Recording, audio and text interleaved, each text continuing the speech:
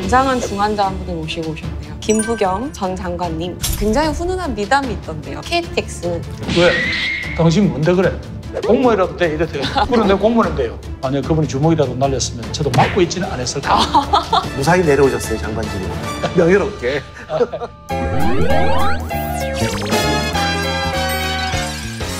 안녕하세요. 의사소통TV 김현지입니다. 오늘 저밖에 없어요. 저희 원장님께서 해외 학회를 가신 관계로 오늘은 저 혼자 진료를 보게 되었습니다. 무슨 학회를 갔습니까? 산부인과 학회. 보스턴. 아니 오늘 만삭에 환자가 오셨는데 산부인과 전문의가 어디 가신 거예요 지금? 만삭이라 하신 여기까지. 네. 오늘도 민주연구원 양정철 원장님 나와주셨습니다. 굉장한 중환자 한 분을 모시고 오셨네요. 김부겸 전 장관님 나와주셨습니다. 네, 감사합니다. 먼저 차트 소개부터 해보겠습니다. 남자 61세 김부겸 국회의원님 나와주셨고요. 근데 주소가 조금 특이한데요. 글쎄 뭐 어떻게 그렇게 되는 건지 주소는 제 선거구에 잘 되어 있습니다. 대구시 수성구. 네. 그 주소가 아닙니다. 그 주소 그 주소가 아닙니다. 치프 컴플레인트. 어떤 병명으로 오게 됐냐? 어디가 불편해서 오셨느냐. 예. 저희가 사전에 네. 원장님께 오늘의 VIP 환자분은 어디가 불편하시냐 물어봤더니 한 곳만 보고 달렸다라는 이야기를 주셨거든요. 한 곳만 본다, 하나만 보인다. 이걸 의학적으로 터널 시야라고 하는데 어두운 터널을 빨리 달리다 보면 터널의 출구만 이렇게 보이는 현상이거든요. 그래서 하나에 꽂혀서 하나만 보고 질주했다. 이런 느낌이 아닐까 했는데 구체적으로 한번 볼게요. 가족력이 굉장히 특이해요. 선거운동 때 아버님께서 군복을 직접 입고 나와서 도와주셨고 부인께서 안 해본 일이 없으시더라고요. 마지막에는 경양식 집까지 운영했다. 그리고 요즘 같은 저출산 시대에 딸을 3명이나 낳으신 딸 부잣집 아버님이시기도 하고요. 아버님께서 군인이셨고 정말 선거 때 군인복 입고 도와주셨던 사진이 있더라고요. 태극기. 태극기. 아버님은 공군에서 오래 근무를 하셨어요. 30년 근무를 하고 제대를 하셨는데 그렇다고 태극기를 드실 만큼의 어떤 그런 생각은 아니고 그럼에도 불구하고 아무래도 그 세대의 어른들이 갖는 특히 또 군인 출신이 갖는 여러 가지 안보에 대한 걱정이라든가 정세 전반에 대한 걱정 같은 건들 가지고 계시죠. 근데 듣자 하니 의원님께서 대학생 시절에 굉장한 운동권이었고 그때 수배를 받기도 하면서 아버님께서도 꽤 고충을 겪었다고 하시던데요. 80년이 되고 나니까 군부하고 말하자면 우리 민간 민주화 세력이 정면으로 충돌하는 상황일 때 제가 이제 수배를 당했어요. 그러니까 현재 근무하는 현역 군인을 그냥 데려다가 취조복을 입히고 당시는 이제 계엄사라고 했죠. 거기에서 그냥 한 보름 가까이를 그냥 잡아둔 거예요. 아버님. 네, 뭐 저를 찾아내라고. 그러다가 이제 결국은 뭐 다른 뭐 혐의를 잡을 수 없으니까 석방을 시키셨는데 그때부터 이제 당신께서 이제 군대 생활은 더 이상 하기 어렵다는 생각을 하셨고 그러고 한 3, 4년 뒤에 예편되셨죠. 불효자시네요. 천하 불효자인데요. 그때 이렇게 고충 겪으시면서 운동 안 하면 안 되니 이런 건 안 하셨어요? 그 무렵에 대학생 자식을 둔 부모들은 다들 그런 걱정을 하셨는데 이제 그 공무원이나 군인 이런 분들은 아무래도 더 압박이 심했죠. 압박이 심했는데 몇 차례 그냥 학교에 있을 때도 저를 잡으러도 오시고 찾으러도 오시고 그랬는데 제가 구속이 되고 난 뒤에는 제일 처음에는 면회도 안 오시더니 마지막에는 군복을 입고 면회를 한번 오셨더라고요. 그 무렵부터 당신의 군대 생활에서 같은 거 이런 거 접으셨던 게 아닌가 그런 생각이 듭니다. 근데 그 70년대, 80년대 그 학생운동 했던 분들과 그 부모들의 흔한 풍경이에요. 지금 그 장관님 말씀하신 게. 네. 저도 민주화운동 하다가 구속돼 있는 동안에 저희 돌아가신 아버님이 한 번도 면회 안 오셨어요. 호적 파가라고. 김대중한테 호적 파가라고. 빨갱이 새끼라고. 근데 나중에 이해하시더라고요. 근데 김부겸 장관님은 선거 때 아버님보다는 따님 덕을 더 많이 보신 거 아니에요? 맞아요. 굉장히 아름다우시던데요. 예. 저는 정말 이해할 수가 없어요. 아니 이게 격세유전 혹은 진화에 어떤 그런 돌발적 요소가 있을 수 있는 거죠? 유전자 몰빵이라고 하죠. 아니면 뭐 단대 유전도 일어난다. 뭐 이런 말도 있으니까. 실제 덕을 많이 보셨잖아요. 그렇죠. 뭐 제일 처음에 내려갔을 때 이태구의 유권자들이 아무래도 민주당이라 그러면 좀 거리감이 있고 조금 그거 할 때 탤런트 아버지래. 그러니까 훨씬 힘도 난 것 같고 그리고 어찌 보면 참 자식이 아버지를 위해서 뛴다는 게 그래도 그런 부분들은 그 보수적인 분들도 그런 것들은 좋아하잖아요. 그 모양도 좋고 그 덕을 많이 봤죠. 아버님은 참 자식 복이 없으시고 형님은 자식 복이 있으시고 이거 두고 평하네요. 부인께서 정말 안 해보신 게 없던데. 결혼해서는 집사람이 그걸 알았어요. 이건 날건달이구나. 날 건달이구나. 날건달이구나. 결국은 이제 제 같은 운동하던 친구의 동생인데 네. 뭐 자기 오빠를 봐서 짐작을 했지만 경제 생활을 기대할 게 없구나. 그러니까 망했구나. 내 인생. 이번 그래서 그때부터 생은 안 이제 되겠다. 직접 뭐 본인이 뭐 아까 말씀하신 대로 식당도 경영을 해보고 서점도 경영을 해보고 독서실도 경영을 해보고 또 본인이 컴퓨터 유지 보수 업체도 창업 전문가시죠. 전문가죠. 다 해봤죠. 서점 운영할 당시에는 임신 상태에서 경찰이 찾아와서 사흘간 조사를 받기도 했다던데. 그게 한 번이 아니고 한 3차례 그랬어요. 3차례요. 그런데 이제 그 무렵에 재밌었던 거는 우리 지금 당대표를 맡고 계시는 이해찬 대표님이 당시 이제 서울대학교 바로 앞에서 서점 하셨고 광장서적이라고. 저희들이 신림 사거리 근처에서 백두서점이라는 거를 백두서점 이름도 운영을 해요. 네. 이 친구들이 때만 되면 와서 경찰 무슨 문체부 합동단속을 하는 책을 뺏어가는 거예요. 사회과학서적. 그러면서 이제 그 주인들을 다 말하자면 경찰서에 연행을 해갑니다. 그때는 뭐 지금처럼 영장이나 이런 개념이 없으니까 그냥 경찰서 잡아두는 거예요. 집사람이 저보고 이제 속옷을 가져오라는 거예요. 소주요? 속옷. 속옷을 갈아입어야 될 거 아니에요, 지금. 네. 그래서 이제 그걸 들고 갔더니 그래 얼마나 불편했겠어요. 그러니 그런 걸 당했을 때 뭐 참 저는 뭐 말을 할 수도 없고 결국 그냥 계속 일만 있으면 집사람이 그렇게 한 3번씩이나 불려가고 그리고 그렇게 뭐 지금 생각하면 그러다 보니까 나중에 안 되니까 음반법 위반이라고 해요. 당시 운동권 가요 음반법. 음반법. 음반법 네. 위반으로 또 그래서 또 기소가 돼가지고 나중에 벌금형을 받고 그랬죠. 형님은 진짜 형수님이 살아주신 것만으로도 정말 그걸 지금도 축복입니다. 꼼짝 못하잖아요. 애처가시군요. 그리고 나서는 경양식집을 하셨는데 네. 그 경양식집을 본인이 직접 권유를 하셨다던데. 사악하네 사악. 서점을 간두고 나니까 이게 그래도 무슨 제가 뛰어다니더라도 크게 그런 어떤 다른 방해를 받지 않는 일이 뭐 있을까라고 생각해 보니까 그게 이제 경양식집이에요. 이름도 장밋빛 인생이라고 라비앙로스. 괜찮다. 라비앙로스. 네, 그랬는데 음반법 발음 잘 안 되시는데 라비앙로즈는 너무 발음 잘 되시네요. 제가 고등학교 때 불어를 배웠거든요. 그래서 그걸 하는데 그러다 보면 가끔씩 이제 왜 주방을 맡으신 분이 가끔 농땡이를 치잖아요. 네. 가끔씩. 그래서 그때마다 그걸 때우다 보니까 저희 집사람이 음식을 못하는 게 없죠. 양식, 한식 뭐 어떤 것든지 다 해낼 수 있죠. 그 남편의 월급 봉투를 결혼하고 18년 만에 2000년 총선 당선되고 받아봤다라고 하시던데. 제대로 된 이게 내가 진짜 어떻게든 간에 제대로 된 봉급을 받았다라고 갖다 준 게 이제 국회의원 당선되고 처음 갖다 주게 됩니다. 18년 만에요. 안 우셨어요? 뭐 집사람은 오히려 담담했고 오히려 내가 대단히 좀 자부심을 가지고 갔더니 좀 웃더라고요. 속으로. 가소름이죠. 그렇게 당선되셨는데 그리고 나서 갑자기 대구로 가셨어요. 그 무렵에 사실은 조금 국회에서 갈등이 될 만한 사안이 바로 4대강 문제입니다. 그 일 이후로 나니까 지금 평택시장 하시는 정장선 의원님이 이렇게 무기력한 정치 그리고 정말 맨날 싸움만 하는 정치 못하겠다고 불출마 선언을 해버렸어요. 정정선에.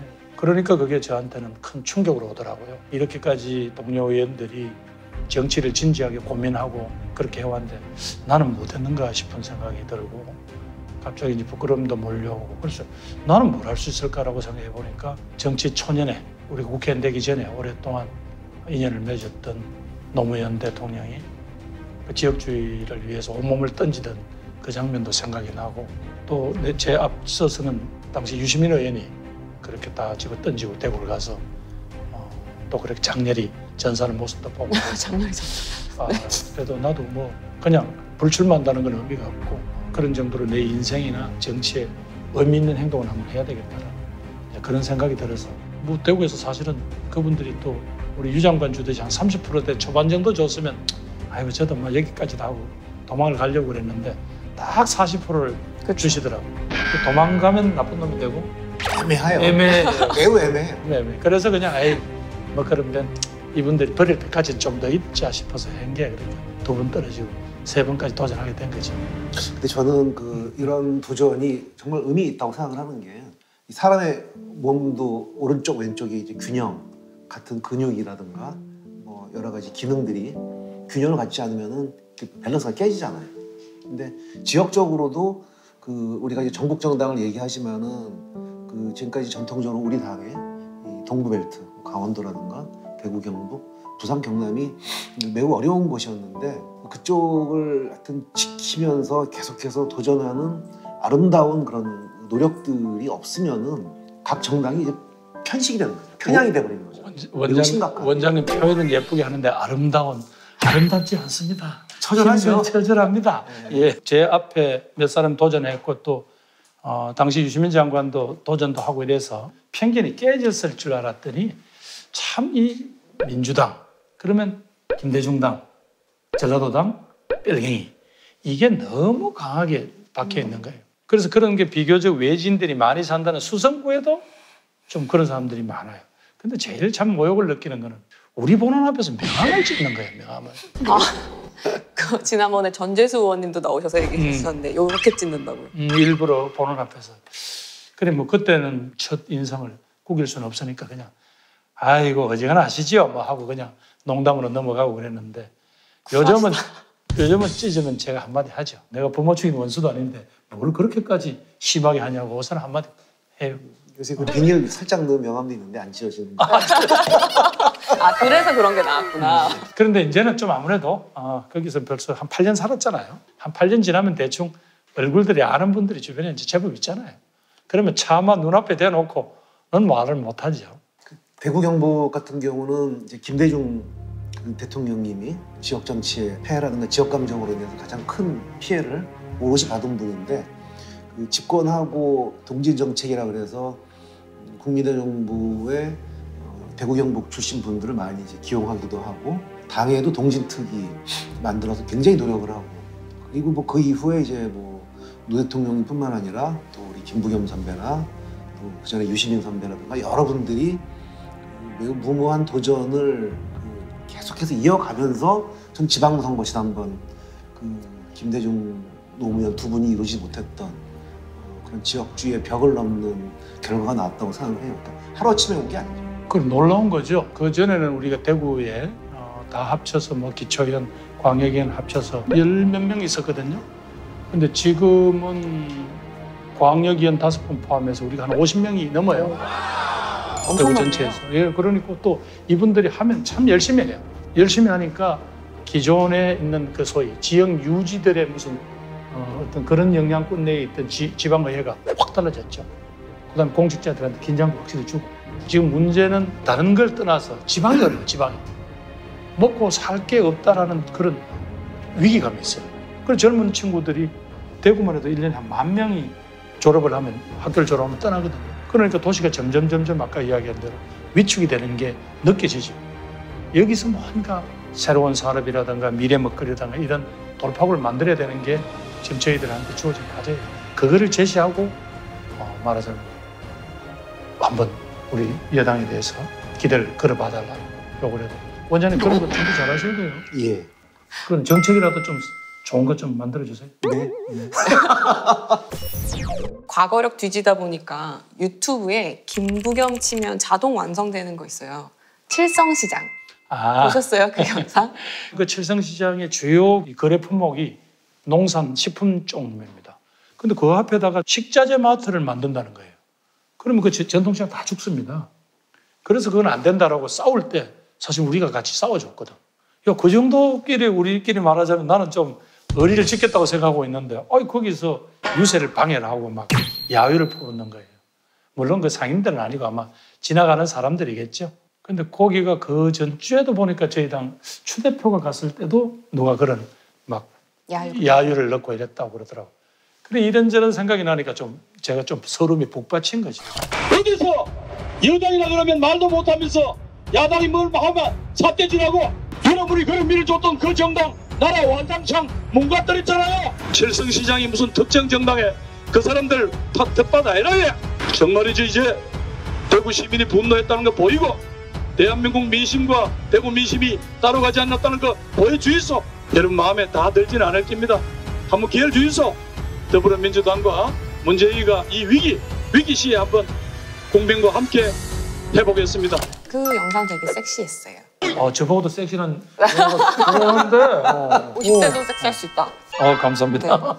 거기서 2012년 대선 때 네. 이제 문재인 대통령이 처음 도전해서 이제 그때 졌는데 그때 그 김부겸 선배가 선대위에서 총괄본부장 하셨는데 총괄본부장 정도가 되면은 대개는 이제 뭐 다 이렇게 시키고 그냥 뭐 이렇게 지시만 하고 그냥 가버리시는데 그 김부겸 선배가 그때 당사에 총괄 선대본부장실에 간이 침대 갖다 놓고 집에 안 가셨어요.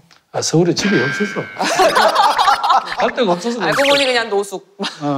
정말 그래서 그 아예 그냥 간이 침대 갖다 놓고 나 집에 안 가니까 뭐 밤이든 낮이든 나한테 와서 보고하고 같이 뛰자고. 근데 아유 하늘 같은 선배가 그렇게 하시니까 후배들이 뭐 안 따라갈 수가 있나요? 졌지만은 정말 죽기 살기로 열심히 했던. 그러면서 저는 뭐 김부겸 선배하고는 뭐 그전부터도 뭐 잘 아는 사이였지만 그때 훨씬 친해졌어요. 많이 울기도 하고 같이 술도 많이 먹고. 술값은 누가 냈죠? 형님이 항상 그랬어요. 거의 합의를. 그리고 요거 택시비도 꼭 주셨습니다. 예.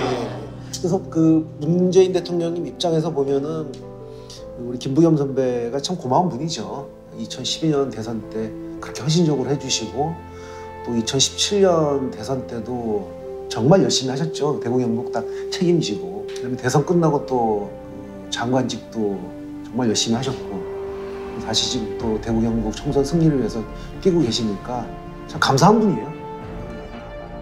갑자기 되게. 말로 다 떼우려고 그러네. 그럼요, 말로 떼우지 그러면 뭐. 그러고 보니까 장관으로서 문재인 대통령을 최측근에서 보셨잖아요.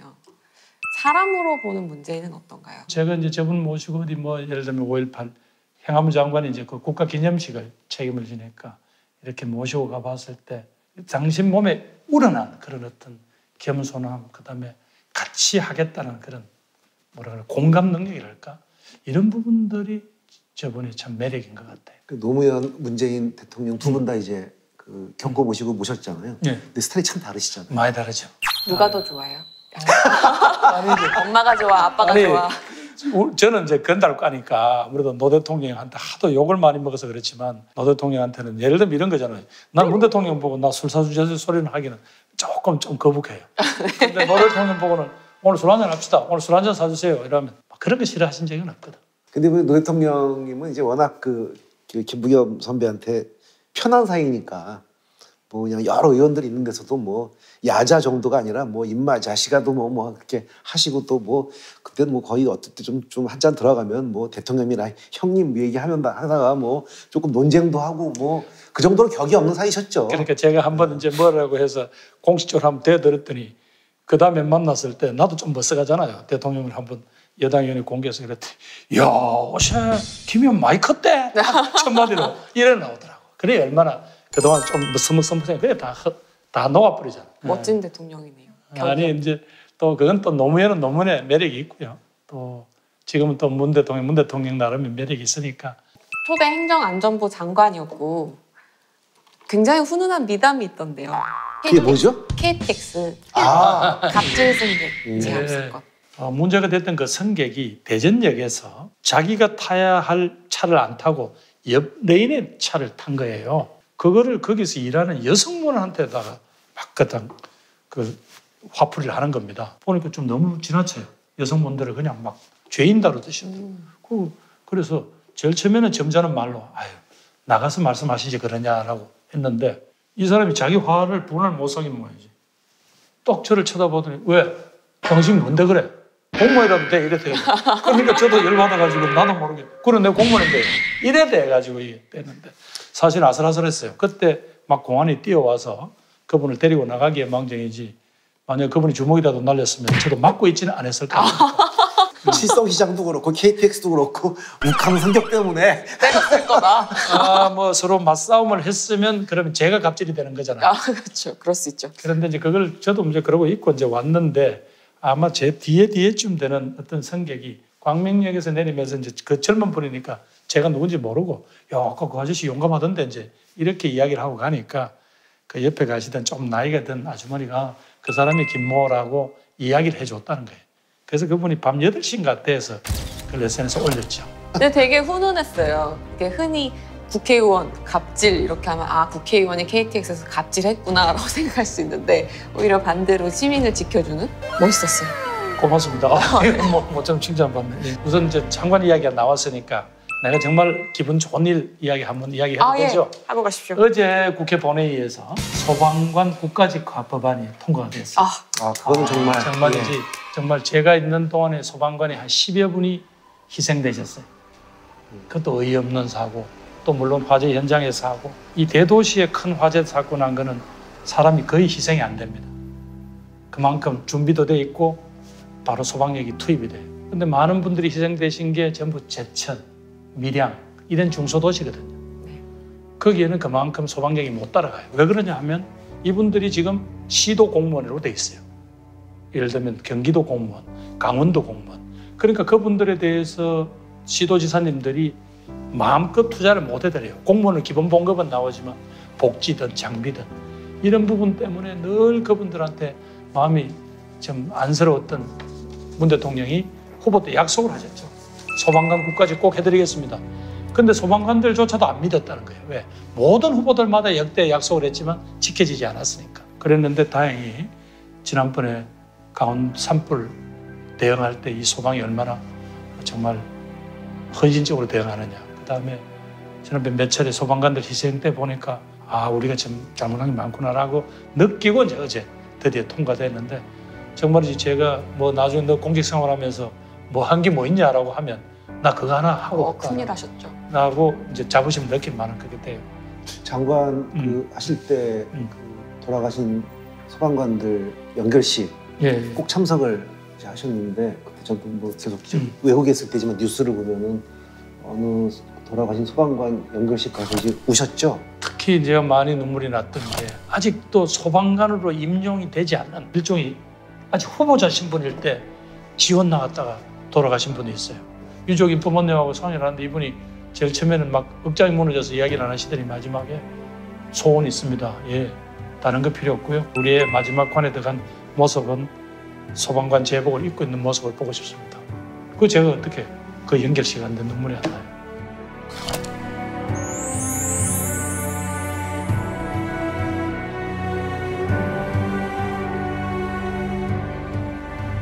장관님 시절에 사실 일이 진짜 많았어요. 근데 포항에 지진 나고 나서 바로 다음날 수능 연기하는 굉장히 파격적인 결정을 내리셨는데 현장에 딱 들어가 보니까 우선 심각한 게 이제 몇몇 장면이 건물이 무너진 게 이제 보이고 제일 그거 한 게 안타까운 거는 아이들이 곧 승용차 안에서 불을 켜놓고 공부하고 있어요. 공부를 하고 있더라고. 그리고 마침 그때 저하고 김관용 경북지사님하고 둘이 같이 이제 그 이재민 대피소 흥해체육관을 실내 체육관을 가는데 막 학부모들이 손을 잡고 아유 이런 와중에 어떻게 애들 보고 시험 치러 가라 그래요 그러시더라고. 그래서 이게 안 되겠다 싶어서 내가 거기 한 학교를 한번 가봤어요. 갔더니 정말로 이렇게 이 가로보에 이렇게 거미가 있더라고. 그래서 아 이건 자칫하다가 왜 여러분들은 시험을 치려고 했는데 위에 고개를 들어보면 천장에 거미가 뭐 어떻게 시험을 치게. 무섭죠. 그래서 이건 안 되겠다라고 해서 이건 연기하는 게 옳다고 생각합니다. 현장 장관의 판단은 그렇습니다. 교육부 총리가 건의가 오시면 그렇게 결정을 내려주십시오. 라고 이제 했어. 그래서 마지막으로 교육부 총리께서 담화식으로 해서 연기한다고 발표를 하셨죠. 아유, 그러고 난 뒤에 그 다음날 새벽까지는 뭐 제가 뭐 난리가 났고 이 죽일 새끼 살릴 새끼 뭐 완전히 뭐. 진짜로요? 예. 그런데 그 다음날 다행히 국민들이 또 여진도 생기고 하니까 국민들이 이해를 하신 것 같아요. 완전히 우선이지. 거기서 네 운을 맡기고 거기서 시험 치라고 할 수가 없잖아요. 이게 정상적인 나라 같다면. 그렇죠.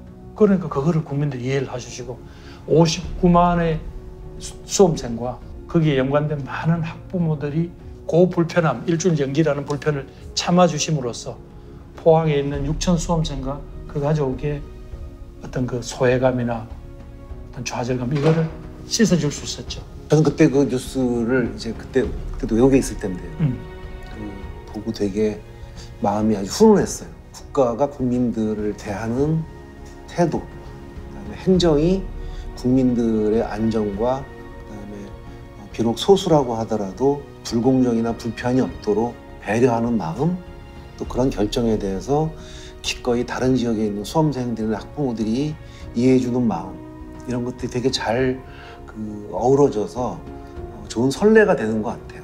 장관일 때 워낙 많은 일을 하셨는데 아쉬운 점 없으세요? 제일 아쉬운 거는 대통령께서도 공약을 하셨고 지금 사실은 저희들이 국가 운영에서 제일 지금 잘 안 돌아가는 부분이 중앙정부의 의지와 정책적인 방향하고 각 지방자치단체의 어떤 정책의 집행 과정에서 계속 이렇게 잡음이 생깁니다. 그리고 또 각 지방정부도 서울이나 경기도처럼 재정 여력이 넉넉한데 하고 그렇지 못한 지역 차이에도 또 계속 여러 가지 어려움이 발생을 합니다.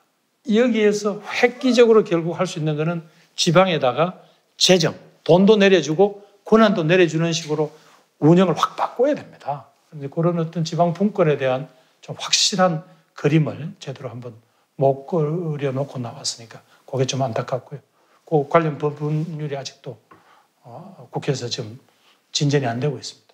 근데 저는 좀 불만이 있어요. 물론 지금 보다 획기적인 그 지방 분권을 위한 그 국회에서의 법안 처리도 심각한데 행정안전부가 과감한 어떤 지방 분권을 위한 뒷받침들을 매우 적극적으로 하고 있느냐.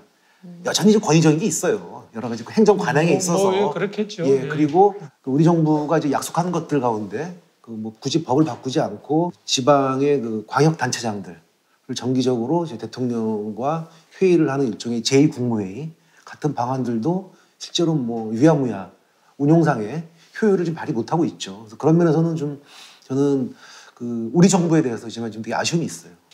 할 말 있으면 하십시오. 예, 그거는 정례화하겠다고 대통령께서 약속을 하셨거든요. 그러니까 적어도 분기별로 한 번씩은 각 지자체, 광역단체장과 대통령이 함께 하는 그런 국가 일종의 상설 회의체를 만들자라고 하셔서 그동안 잘 운영을 해왔는데요. 예, 뭐 그러면서 많이 미진하다고 보는 거죠. 그러니까 저는 이게 지금 국무회의를 일주일에 한 번씩 하는데 적어도 저는 처음에 우리가 지난 대선 때 얘기했던 거는 한 달에 한 번 정도 그렇게 그 일종의 제2국무회의처럼 하는 형식으로 보다 이제 그 지방의 목소리, 그다음에 지방을 책임지고 있는 그 광역단체장들의 목소리가 국정에 반영될 수 있고 소통할 수 있는 그런 기본 틀을 좀 만들자는 취지를 좀 많이 못 살리고 있는 것 같아서 좀 아쉬움이 있는 거죠.